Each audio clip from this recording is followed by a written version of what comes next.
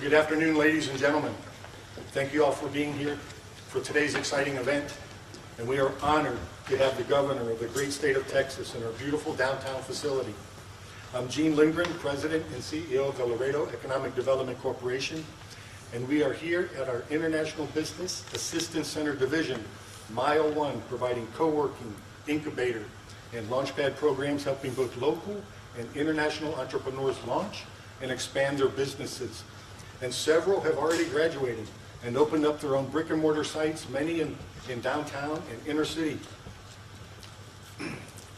For today's roundtable, we invited owners from a cross-section of small businesses that are behind me.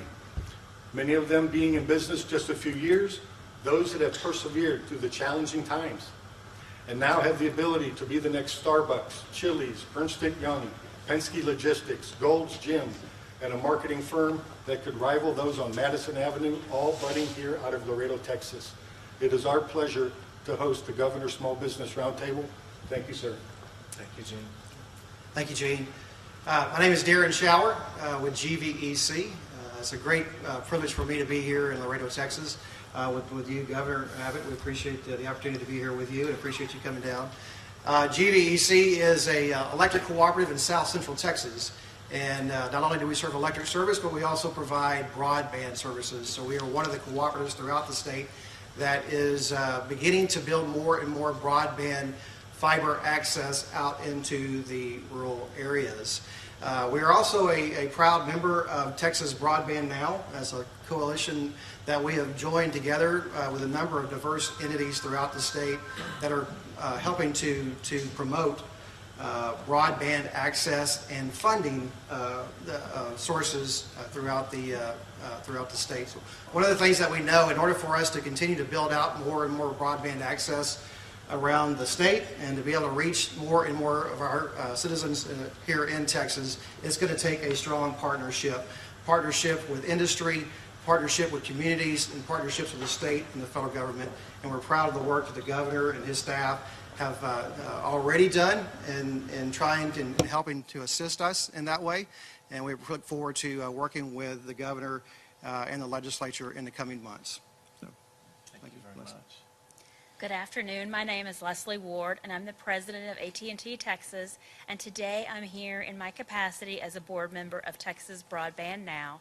Texas Broadband Now is a diverse coalition formed to promote the expansion of broadband infrastructure to underserved and unserved communities across the state of Texas. AT&T is proud to support Texas Broadband Now, and we look forward to our continued partnership with the organization as well as Governor Abbott, as we all work together to make sure that every Texan has the connectivity they need. It is an honor to be here in Laredo today to present Governor Greg Abbott with our Broadband Trailblazer Award. Governor Abbott has been critical in our work to ensure every Texan has reliable and affordable high-speed internet connectivity. In his 2021 State of the State address, Governor Abbott made broadband expansion an emergency item, which signaled to the legislature the urgency of the need and encouraged swift action. The bills that passed as a result created the first broadband office and our first long-term state broadband plan, two critical steps in closing the digital divide. Having a full-time broadband office and a long-term plan ensures the best use of resources and dedication to expanded broadband infrastructure. And with the expansion of broadband comes great economic gains. We are fueling jobs, education, civic engagement, access to health care, and so much more. So thank you, Governor Abbott, for your vision and continued leadership on this important issue. And we are proud to present the original Broadband Trailblazer Award. Thank you very much.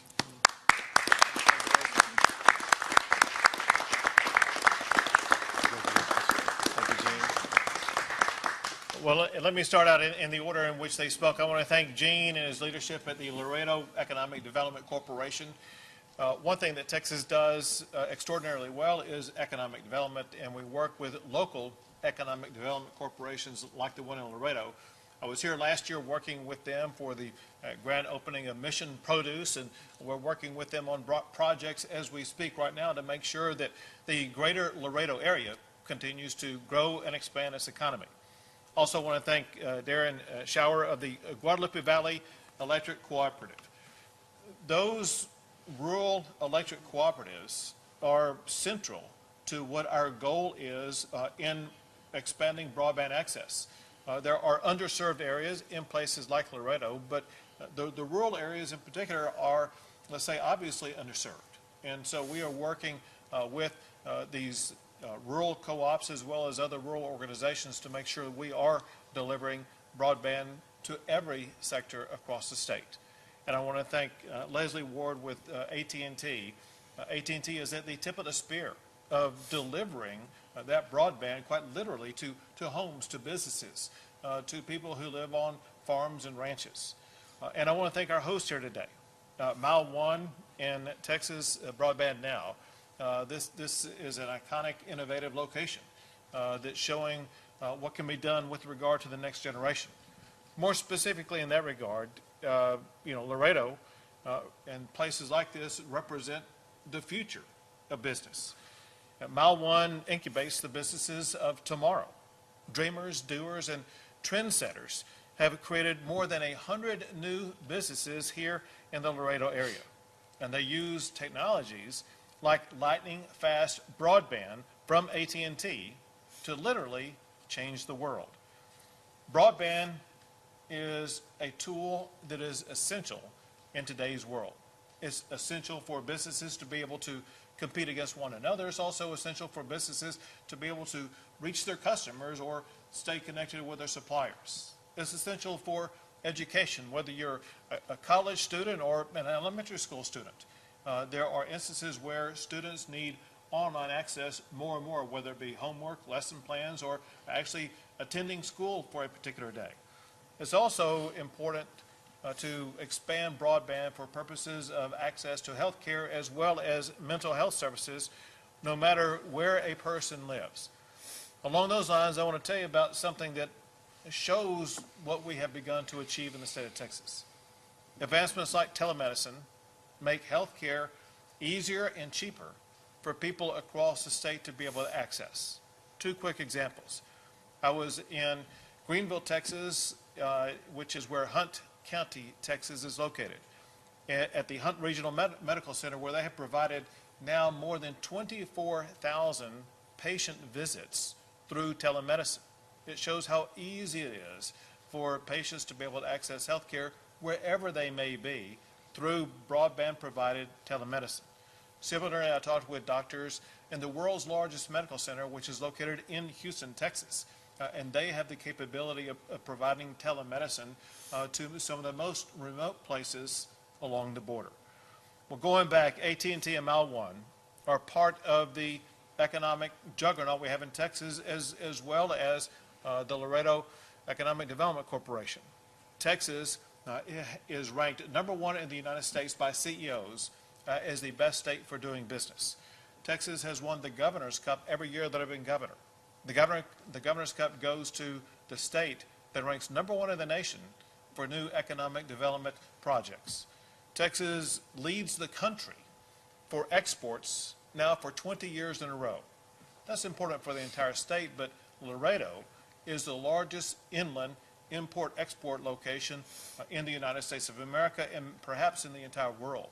And so what Laredo does for exports is essential to Texas's ranking as #1 in the United States for exports.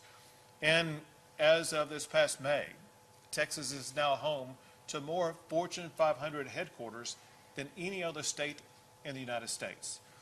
Now, things like that may involve big businesses, but we know this. 90% of all businesses in the state are small businesses, and they employ more than half of all Texans. So I'm proud to tell you that Texas also ranks #1 in the United States as the #1 state to start a small business. Well, all of this adds up to something that's very powerful that was a word that came up in our meeting moments ago repeatedly, and that is more jobs. Over the past 4 years, Texas has added far more jobs than any in the United States. However, there are more Texans receiving a paycheck today than ever before in the history of our state. One thing all of this success do, it adds up to an economy that is performing better than our state economy performed. As we gather today, the state of Texas has a budget surplus of $27 billion. So what should we do with that $27 billion this next session? Well, part of it we'll use to help our schools. Part of it we'll use to provide better health care. Part of it we'll use to build out the infrastructure that our communities need. But understanding that that money really belongs to the taxpayers of the state of Texas, I propose that we give back at least half of it to the taxpayers with the largest property tax cut in the history of the state of Texas. Now, broadband business is so important to our future. I made it an emergency item in this last session. When the governor makes something an emergency item, that means it's a must-pass piece of legislation. And I'm proud of the legislature for passing this must-pass bill. And I signed a law that is the biggest broadband expansion ever in the state of Texas. We created the Broadband Development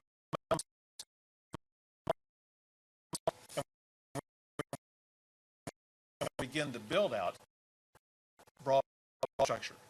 We also created the Governor's Broadband Development Council to monitor the progress, to remove barriers, as well as to ensure statewide access for broadband. So the bottom line is no matter what corner of the state will have access to fast, reliable internet so that students will more easily be able to learn on the internet. So businesses will better be able to thrive, and so that you will be able to visit a doctor from the comfort of your own home. So thanks again to AT&T, to the Laredo Economic Development Corporation, to Texas Broadband Now, to Mile One for investing in Texas and all of its great people. The future of business in Texas is online. And in Texas, we are now bringing that future to absolutely everyone. With that, we'll be happy to take a few questions. Governor Abbott, appreciate that you speak in to the woman of Laredo. First of all, congratulations for your award.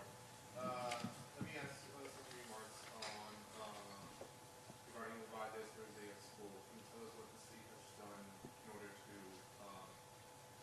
after this viral incident, and of course, what your thoughts about the other? So first, we wanted to ensure that in Uvalde, as well as across the entire state, we were going to have our schools as safe as possible when they opened for their students to return. And so I issued directives to the Texas Education Agency as well as other state agencies to conduct inspections all summer long to make sure that the best safety measures are being used. Second, at the request of the mayor in Uvalde, I directed the Texas Department of Public Safety to deploy DPS troopers to all the schools in Uvalde to make sure that not only were they safe, but also the people attending those schools would be safe. And then in response to your last question, it was appropriate for Pete Arredondo to be terminated from his job, and I'll tell you why. And that is, when this event took place, there was the Columbine protocol in place. What that protocol requires is if there's a shooter on campus, law enforcement goes to that shooter and eliminates that shooter without hesitation. That protocol was not followed. That protocol was not only adopted by the state of Texas, it was adopted in Uvalde. And so he responded incorrectly to what happened, and it led to a greater loss of life, and it was appropriate that he was terminated.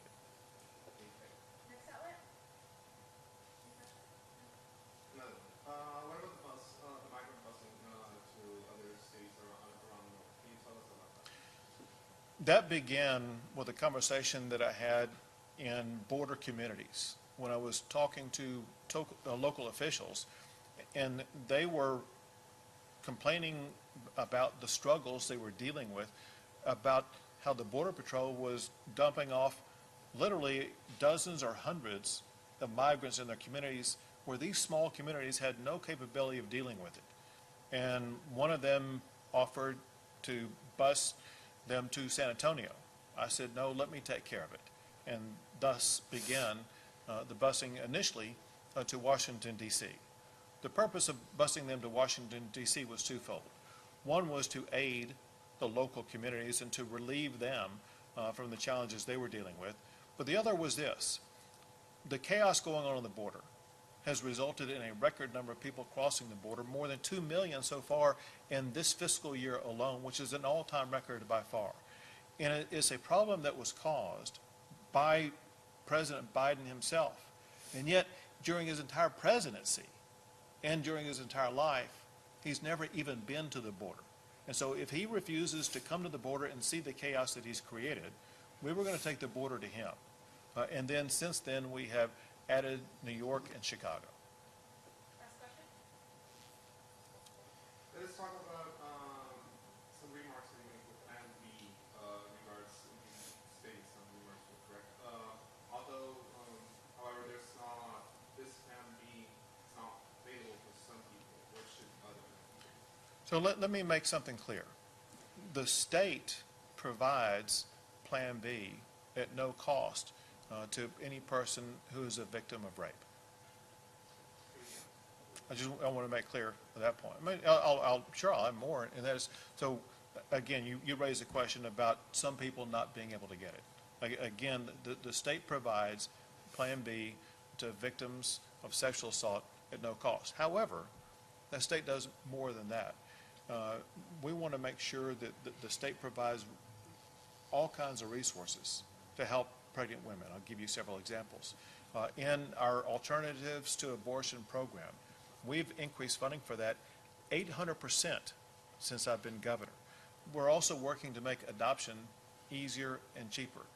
We added funding for both prenatal and postpartum care. And this past session, we provided a record amount of funding for the women's health programs to make sure that the health care needs of women, especially pregnant women, will be fully addressed.